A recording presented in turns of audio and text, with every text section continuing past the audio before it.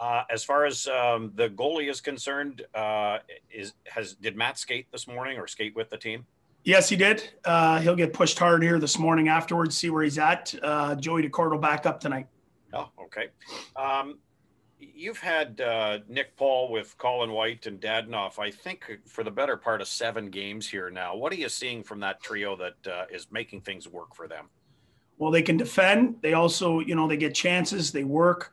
They're an identity line for us. They're what we want to be: up, down, offense, defense. They've been and Paulie could take left draws and Whitey takes right draws. So they've been a really good line for us. But what worries you the most about the Leafs tonight, Coach? Well, they're a team that's ready to win now. They're playing, they're the best team in the National Hockey League record-wise. They have all kinds of offense. Their power play, is a big-time unit. They're where we want to be, going forward. So we've got to play our game, though. We've got to get our game. I thought 60 minutes defensively the other day. We have to play like that every night. And we do that, we'll give ourselves a chance to win. And Warren, Post Media. Yeah, hi, DJ. I've got a couple questions. One is just about DeCord, what you saw in training camp and what you heard about his game in Belleville the other night, and whether he could play if you needed to here. Yeah, for sure. He's extremely well conditioned. He's got confidence. He's a guy that eventually he's going to get his opportunity, whether it's now or down the future. He's expected to be the goalie of the future, but if it requires him to go in now, I have no issues putting him in. And my other question here would be about Eric Brandstrom and how he's coming along, and whether there's a chance he could play this week against the Leafs. Yeah, for sure. He can't play today. Obviously, he's still on IR, but we'll push him hard this morning. We hope to have him available on Wednesday, and we'll go from there. Matt Tidcombe, Senators.com. Hey, DJ, just wondering, what in your opinion has been the success behind the turnaround on the penalty kill over the last 5-6 games? Well, we're winning some draws to start off.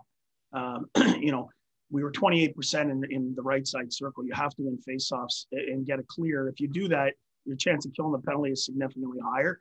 And then I think we've had some saves. I don't think it's anything crazier than that. I think we're starting to build a bit of confidence. But it's tough. These are the best power plays in the National Hockey League. All 6 teams on our side have high-end power plays and high-end skill. And I think we're getting better as we go. Josh Clipperton, Canadian Press. DJ, you kind of alluded to this, but it's a pretty big mismatch on paper. What does a good Ottawa Senators performance look like in the 3 wins that you have, or maybe at least the last 2? What does your team do well in those games?